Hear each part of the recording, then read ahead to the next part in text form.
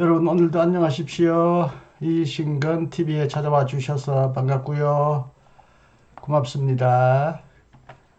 오늘도 책 한 권을 소개합니다. 제목은 골목길 역사산책 개항도시 편입니다. 지연이는 최석호입니다. 최석호는 부산에서 태어나 어린 시절을 보냈고요. 서신학대학교 신학과에서 수학한 후 고려대학교 대학원 여가사회학 박사학위를 받았으며 영국 노팅엄 트렌트 대학교 여가학 박사 과정을 수료했습니다. 서울과학종합대학원 서울신학대학교 교수로 재직했습니다. 저서로는 한국사회와 한국여가, 골목길 역사산책 한국사편, 골목길 역사산책 서울편, 골목길 역사산책 개항도시편이 있고요. 번역서로는 포스트모더니즘과 여가, 관광과 근대성이 있습니다. 저 위에 세 권의 책을 소개했는데 모두 골목길 역사산책입니다. 순서대로 쭉 나열하면 한국 서울편, 한국사편, 서울편, 개항도시편 이런 순서로 나열되어 있습니다. 제가 서울신학대학교 은퇴하기 전에 같은 대학에서 재직하던 최 박사로부터 이 책을 선물로 받아서 재밌게 읽었습니다. 특히 제 고향도 부산이고요. 그래서 부산에 관한 유익한 흥미로운 이야기를 많이 들었는데 이사 온 이후에 이 책이 어디 여기저기 박혀 있다가 어저께 처음 제 눈에 다시 띄었어요. 그래서 다시 반갑게 찾아서 읽고 이 책을 좀 소개했으면 좋겠다. 요즘 여행을 하시는 분이 많고 그냥 먹고 놀기보다는 여행지의 문화와 역사를 공부하면서 그렇게 유익한 인문학적인 교양을 쌓는 여행이 아주 유익한데요.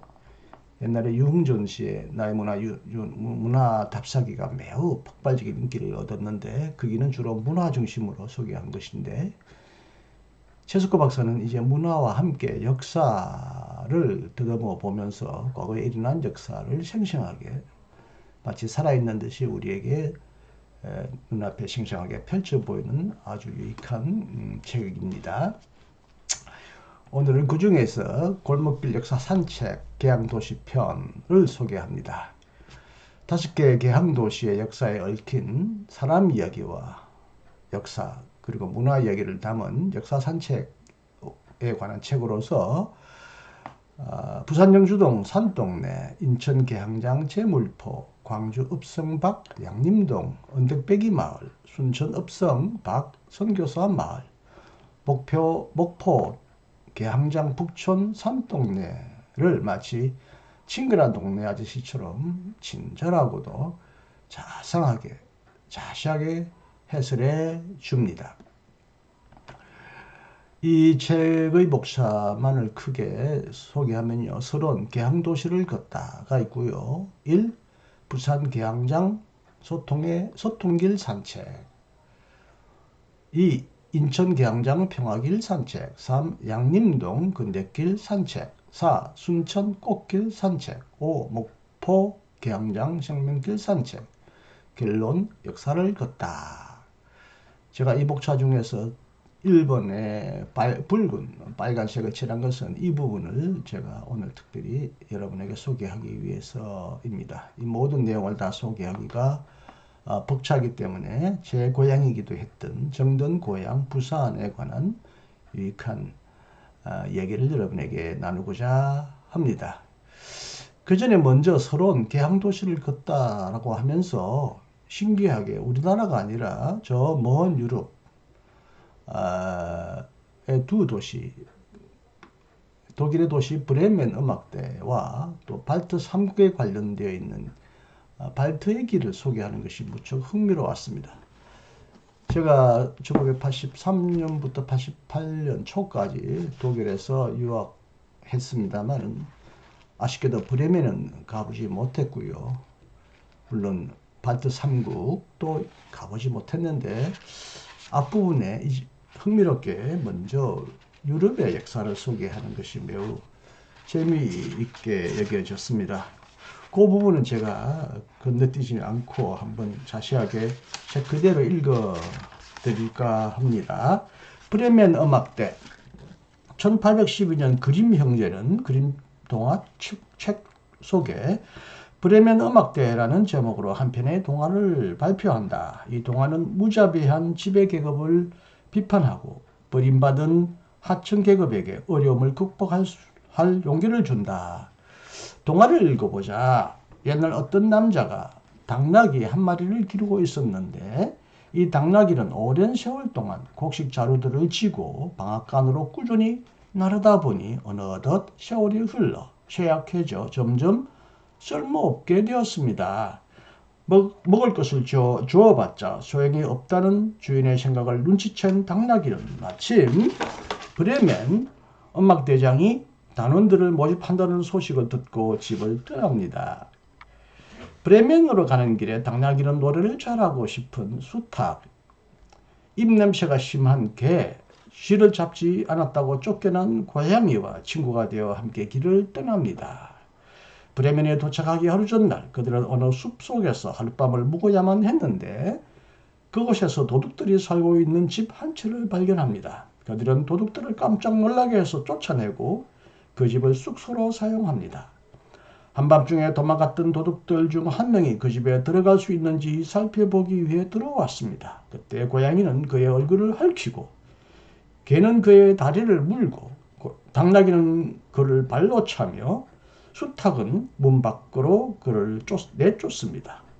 봉변을 당한 도둑은 동료들에게 마녀 고양이가 긴 손톱으로 자신을 핥히고 오거 개가 칼로 자신을 베고 거인 당나귀가 둔기로 자신을 내리치고 용 수탉이 천장 꼭대기에서 울부짖었다고 얘기합니다. 도둑들은 집을 포기하고 당나귀, 수탉, 개, 쥐 등 브레멘 음악가들은 그 집에서 행복하게 살았습니다. 재미나는 동물 얘기네요. 그림 동화에 나오는 브레멘 음악대라는 재미나는 동화 얘기였습니다. 이 동화에 등장하는 도시 독일 브레멘은 독일의 아주 북쪽에 있기 때문에 제가 가보지 못했습니다. 브레멘의 알베르트 대주교가 라트비아의 수도 리가 지역에 무역 본거지를 건설한다.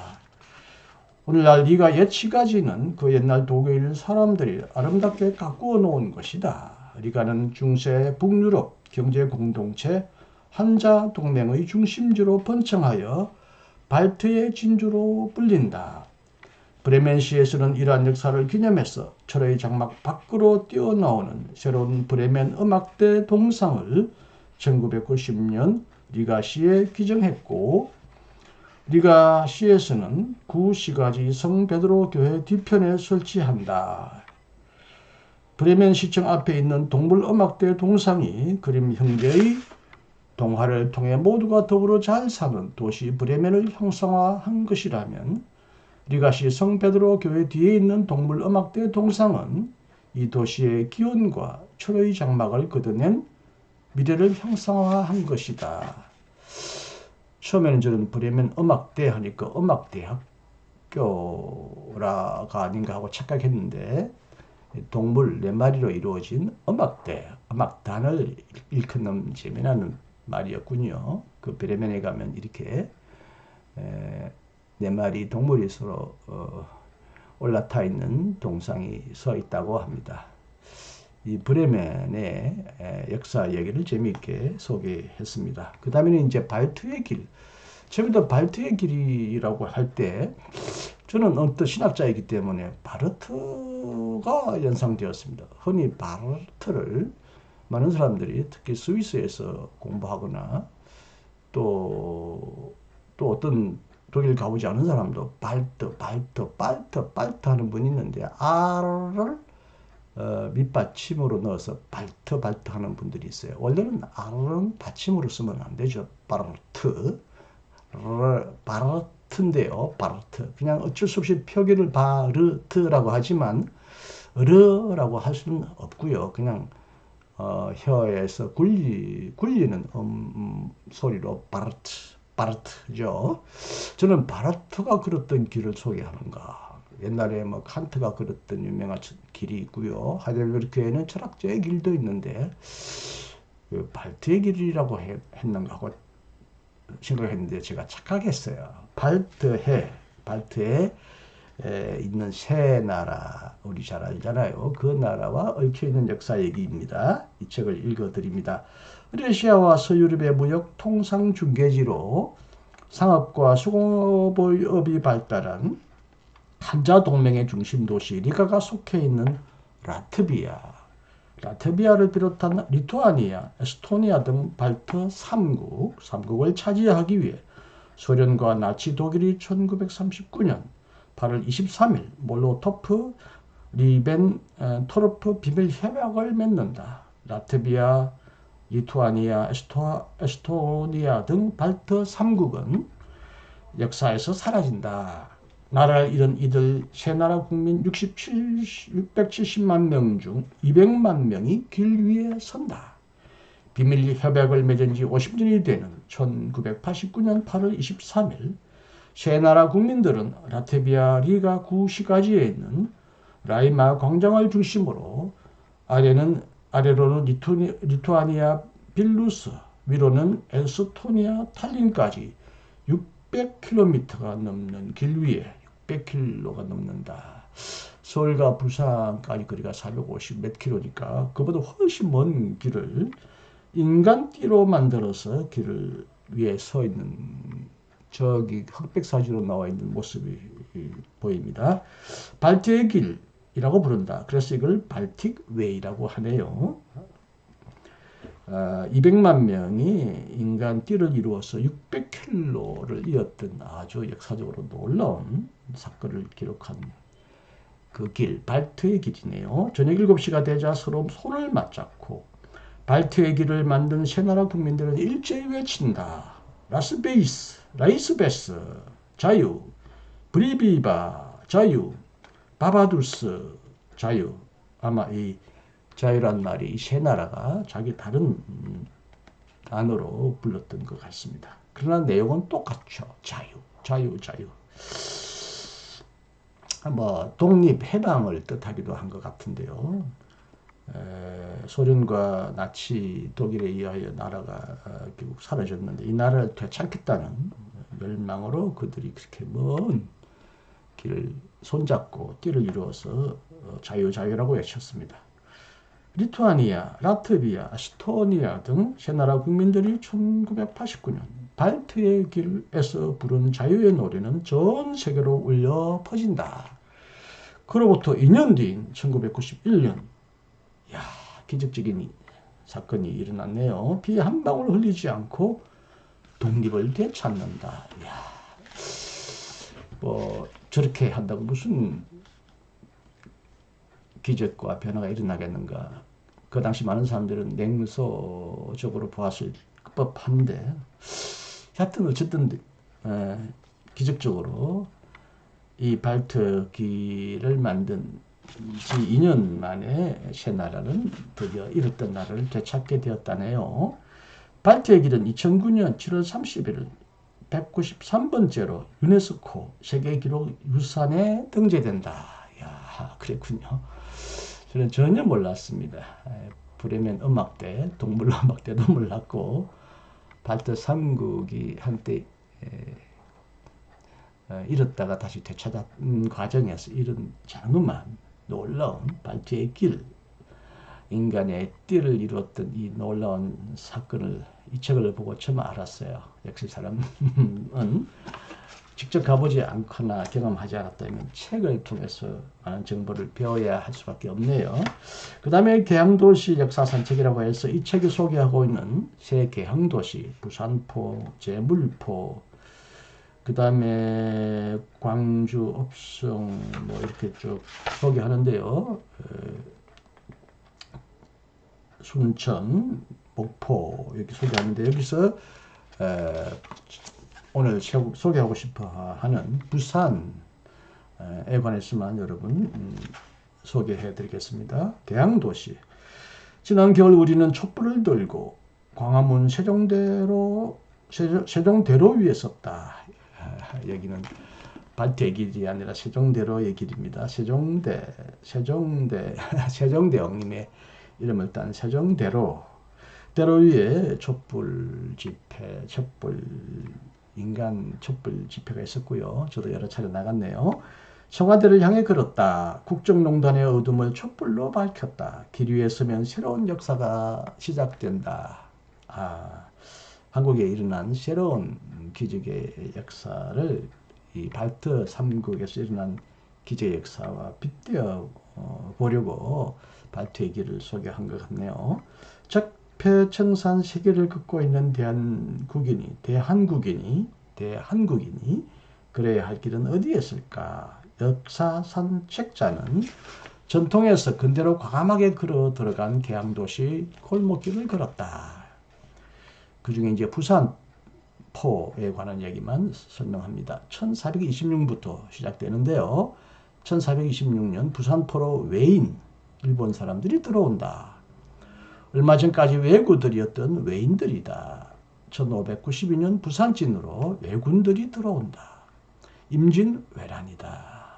네, 임진왜란부터 부산이 일본과 얽혀있는 그런 슬픈 역사를 여기서 떠올리게 합니다. 1678년 용두산공원, 용의 머리처럼 생겼다고 하는 용두산공원 좌우편 33만 제곱미터 부지 위에 초량 외관을 열어서 외인들의 관청을 열어서 교역을 할 수 있게 한다.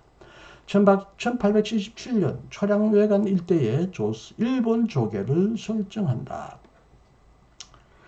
1905년 관부 연락선을 타고 일본 사람들이 부산에 들어온다. 한일 국교 정상화 5년 뒤 1970년 관부 연락선을 타고 일본 사람들이 다시 부산에 들어온다. 부산에 들어온 일본 사람들은 많은 고통을 안겨주었다. 그렇지만 우리는 부산을 닫지 않았다. 1958년 최초의 원양어선 제1진함호가 부산항에서 남태평양으로 떠난다. 1964년 우리 장병들이 부산항에서 월남을 떠난다. 월남 파병의 역사도 기록합니다. 2017년 한 해 동안 약 60만 명이 부산항에서 해외로 떠나고 또 약 60만 명의 관광객이 부산항으로 들어온다. 많은 사람들이 나들면서 부산은 국제도시로 발돋움한다. 조선 사람과 일본 사람이 다투었다. 북한 사람과 남한 사람이 얼싸안았다.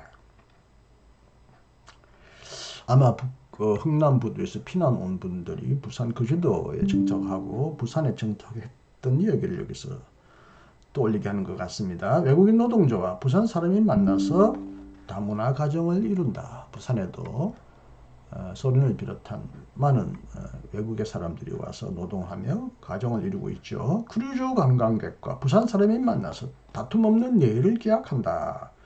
청년 실업, 조기 퇴직, 노숙자 등 생소했던 신조어들이 자연스럽게 들리는 신자유주의 시대에 꼭 필요한 지혜를 부산에서 발견한다. 부산 계양장 소통길을 걷는다. 예, 여기까지만 읽어드립니다. 그 다음에는 이제 부산 계양장 소통길 산책에서 이제 먼저 부산 계양장 열린 도시라는 글이 나옵니다. 이거 다 읽어드리지는 않겠습니다만 대충 요약하면요. 1350년부터 왜구가 창궐하기 시작한다라는 말로 시작합니다. 스시마, 대마도를 거점으로 일본 왜구들이 우리나라 특히 남쪽 해안에 자주 출몰했던 것을 기억하는데요. 1350년부터 왜구가 창궐한다. 1380년 이성계 장군은 남원으로 내려간다. 왜구 아키바스가 백마를 타고 전장을 휘젓는다. 활을 쏘아 죽이고 왜구의 말 1600마리를 포획한다. 네, 이성계 장군이 이런 공헌을 세웠네요. 그 다음에 1389년 이성계 장군은 위화도 해군을 단행한다. 위화도 해군을 단행하여 나중에 이제 조선을 건국하죠. 8개월 뒤 위화도 해군과 함께 했던 박위로 하여금 대마도 정벌을 명한다. 외선 300척과 집을 불태우고 고려인 포로를 데리고 돌아온다. 부산에서 일어난 일본과 얽혔던 슬픈 역사 얘기입니다.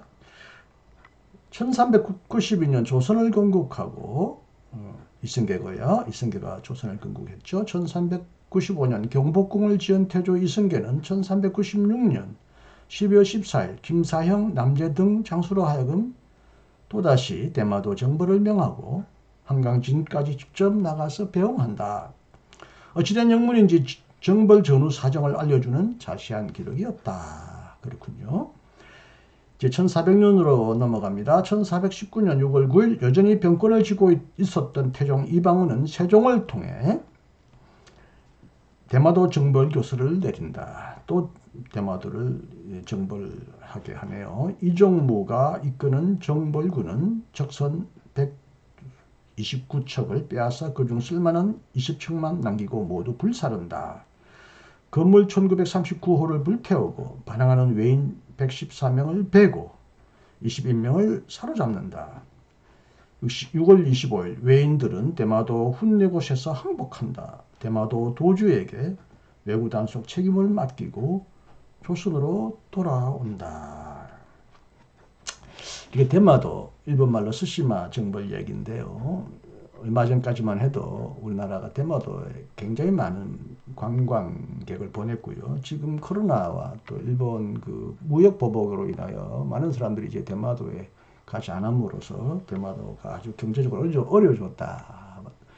한국인이 다시 돌아오라 그런다고 합니다. 옛날에는 자기들이 우리나라를 노략질을 하려고 우리나라에 들어왔던 그들이 이제는 거꾸로 대마도로 들어오라고 그렇게 기다리는 이 모습이 참 아이러니합니다. 조금 더 소개합니다. 1413년 명나라가 이제 명나라 얘기가 나옵니다. 전함 1만 척을 만들어 일본을 치려고 한다는 이야기를 전해 들은 태종 이방원은 위기를 느낀다. 외구 정벌을 구실로 명나라 군대가 조선에 들어온다면 새 왕조에게 치명적일 수가 있기 때문이다. 대종은 대마도 정벌에 나선다. 또다시 명나라가 일본을 치려고 할 때 태종도 적극적으로 대마도 정벌에 나서네요. 새 왕조의 정당성을 확보하기 위한 것이다. 위화도 해군으로 돌아선 민심을 되찾기 위한 신의 한 수다. 대마도를 조선에 편입시키기 위한 전쟁이 아니다. 대마도 정벌을 통해 명나라 군대가 조선으로 진출하는 것을 막았다. 민심을 얻었다. 그러나 왜구를 완전히 소탕한 것은 아니다. 실질적인 일본 국왕 쇼군의 명령은 교토 주변에만 미칠 뿐이다. 지방 번주 다이묘들이 땅을 나눠서 차지하고 있다. 쇼군이 왜구를 소탕할 수 없다는 뜻이다. 대마도 정벌이라는 강경책을 쓴 조선은 해유책을 쓸 필요도 있었다. 왜구에게 투항을 권고한다.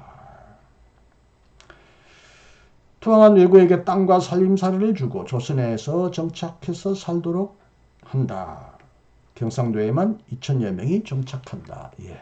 왜구들이 결국 경상도에 정착하게 된 역사를 기록하고 있네요. 또한 세종 8년 1426년 부산포, 동구 범일동, 내포, 웅천, 연포, 울산 등 3포를 열어 삼포는 처음에는 그냥 삼포로 가는 길이란 그 유명한 가요가 있었는데 저는 삼포라는 포가 있는 줄 알았는데 이제 보니까 얼마 전에 제가 알았는데 부산포, 내포, 연포, 울산 이 3포를 세 가지 포구를 3포라고 했네요.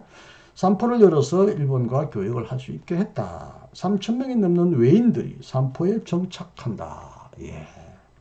1400년대부터 이미 외인들이 한국 땅에 들어와서 정착하고 무역을 했네요. 이리하여 상인으로 탈바꿈한 왜구들이 부산으로 들어온다. 다이묘의 사자로 들어온 외인, 사송 외인과 교역을 목적으로 들어온 외인, 흥리 외인은 언제든 왜구로 돌변할 수 있는 사람들이었다.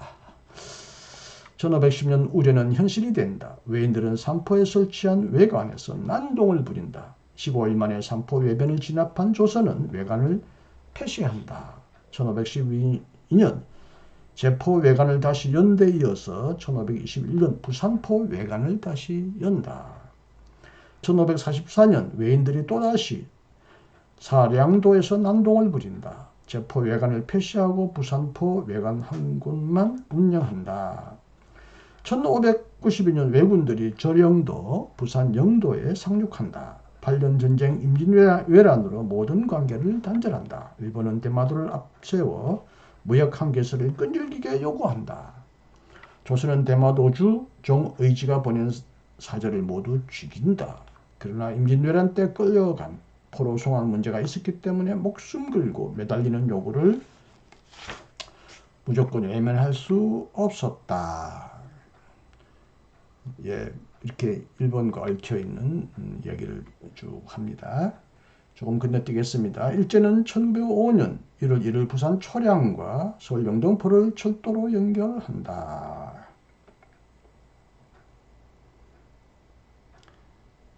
조금 앞으로 다시 가면요. 1875년 9월 운양호를 압수하고 강화도를 침략한 일제는 1876년 1월 내척의 군함을 이끌고 부산에 들어온다. 그랬네요. 제가 태어나서 오랫도록 살았던 부산의 역사를 더 자세하게 알게 됩니다. 9월 강화도 조약을 체결한다. 1877년 1월 부산 구조 계약서를 체결하고 초량 외관 일대에 일본 조계를 설정한다. 제가 살던 곳이 수정동이었고요. 바로 옆 동네가 초량입니다. 그게 외관이 세워졌다는 것입니다. 어릴 때 외관이란 말을 자주 듣고 자랐는데요. 초량 외관에는 일본인이 살지만 조선에서 통제했다. 바야흐로 부산은 일본인이 전적으로 통제하는 일본인 거주지역이 되었다. 일제는 1905년 부산 초량과 서울 영등포를 철도로 연결한다. 1905년에 이미 서울과 부산 사이에 철도를 놓았네요. 9월 10일 관보 연락선이 부산에 도착하고요. 여객선이라 부르지 않고 연락선이라 불렀다.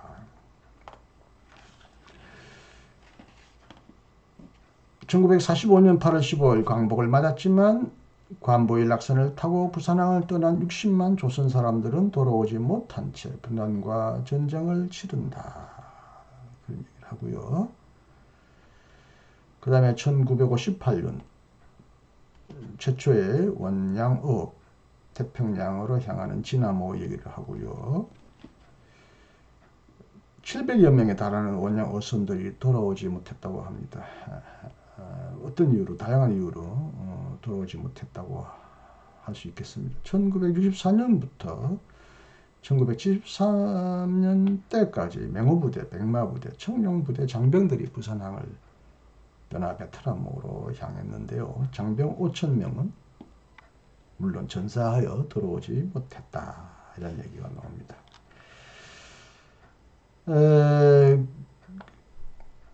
'좀 건너뜁니다. 2017년 한 해 동안 58만 명 이상이 해외에서 부산항으로 들어오고 59만 명 이상이 부산항에서 해외로 떠났다.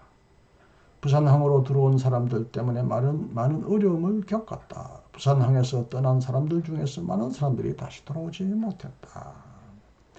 조선시대는 굶주린 데마다 사람들을 거둬들였다. 일제강점기에는 조선을 수탈하러 온 일본 사람들과 뒤섞여 살았다. 6.25 전쟁이 한창이던 그 시절 부산으로 난리를 피해온 피난민을 부산은 다 품었다. 압축적 경제 성장의 이면에서 힘겹게 살던 우리 아버지와 언니를 한 기퉁이에 숨겼다. 이제는 이주 노동자들까지 같은 부산 사람으로 받아들이고 있다. 열린 도시 부산 개항장 소통길을 걷는다.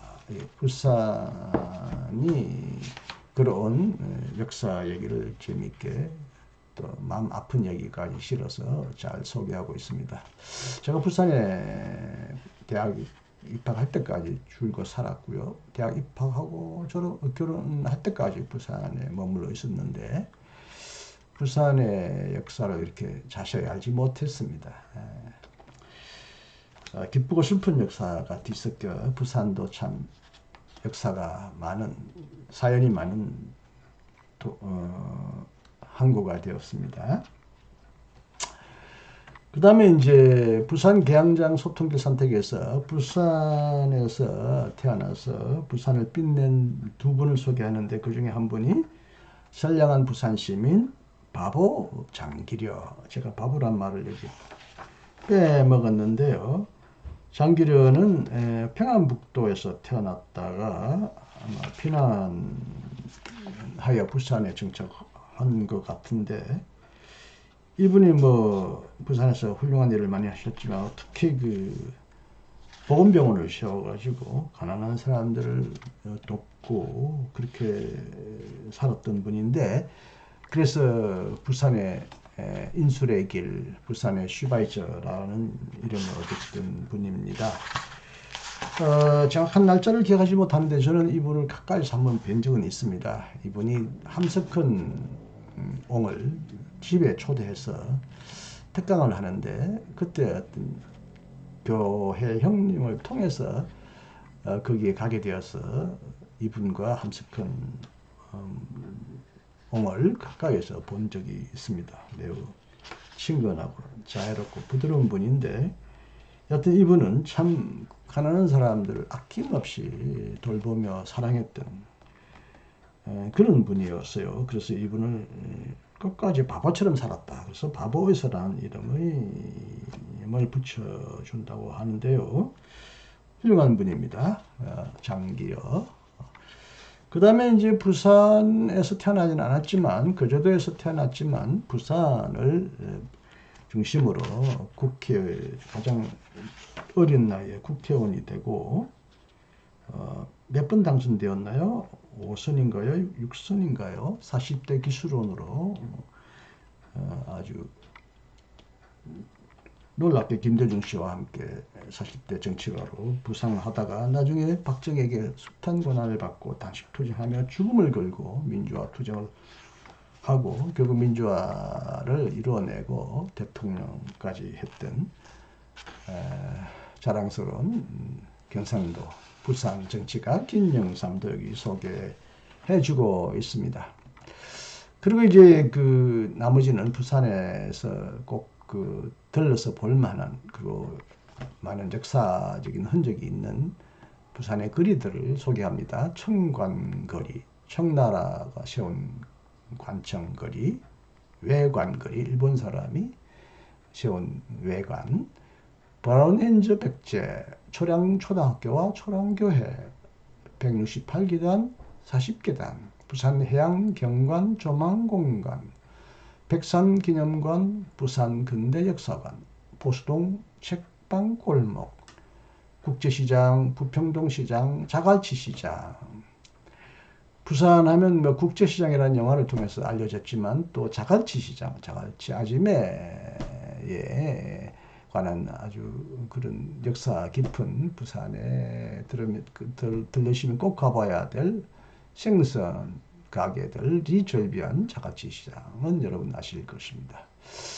요즘에 이제 다시 코로나가 완화되면서 많은 분들이 여행을 하는데, 해외 멀리 가지 않더라도 가까운 우리나라 땅에 온갖 슬프고 기쁜 사연이 얽혀있는 곳이 많습니다. 그 중에 하나, 저의 고향인 부산을 꼭 한번 가보시기 바랍니다. 저도 알지 못했던 부산 골목골목 뒷골목을 누비고 거기에 얽혔던 역사 얘기를 재미있게 전달해준 이 최석호 박사님 덕분에 부산의 역사가 이렇게 참으로 수많은 사연과 일화와 역사와 문화가 비어있는 그런 고향이었구나, 땅이었구나라는 걸 느끼게 되었습니다.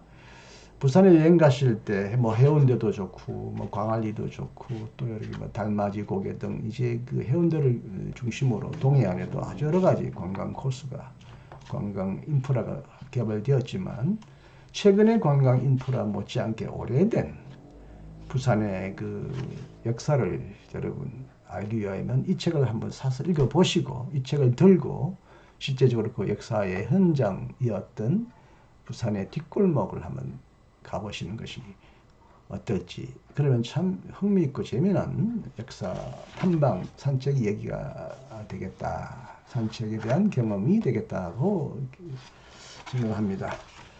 지금까지는 주로 저는 신학책과 인문학책을 주로 소개했지만 오늘은 이제 날씨도 따뜻하고 많은 사람들이 여행을 하기를 좋아하는 이 계절에 부산을 비롯하여 여기 보면 이 책에는 이제 아까 말대로 여수, 순천, 목포, 제물포 등등 아주 항구 중심으로 계항도시 중심으로 이 책을 두껍게 썼는데요.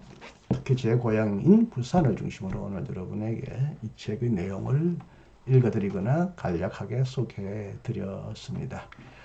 앞에 소개했듯이 한국사 산책, 서울 산책 등등 이미 나온 책도 꼭 참조해 주시고 앞으로도 이제 이 시리즈가 몇 권 더 나올 거라고 기대하고요. 예상하고 있습니다.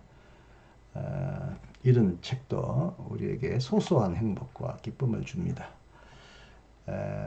오래간만에 이렇게 비록 제 고향을 중심으로 소개했지만 한국의 역사를 기록하고 있는 골목길을 누비고 거기에 관련된 얘기를 책으로 남겨준 최스코 박사님의 수고 때문에 흥미로운 정보와 또 교훈을 얻게 되었네요. 다시 권해드립니다. 부산에 가시면 꼭 이 책을 들고 이 책에서 소개하고 있는 역사의 아름다운 혹은 슬픈 얘기를 한번 더듬어 보시고 또 자녀들에게도 이것을 역사의 교훈으로 삼아 훌륭한 길잡이가 되는 그런 하나의 여행길이 되기를 인생의 길잡이가 될 수 있도록 여러분 이 책을 꼭 한번 찾아보시고 또 사보시고 또 많은 이웃들에게도 권해 주신다면 참 좋겠습니다. 네, 끝까지 경청해 주셔서 감사합니다. 오늘은 골목길 역사 산책 계양도시 편 중에서 특히 유럽의 브레멘과 발트의 길 그리고 부산을 중심으로 여러분에게 소개해 드렸습니다. 안녕히 계십시오. 감사합니다. 이신건이었습니다.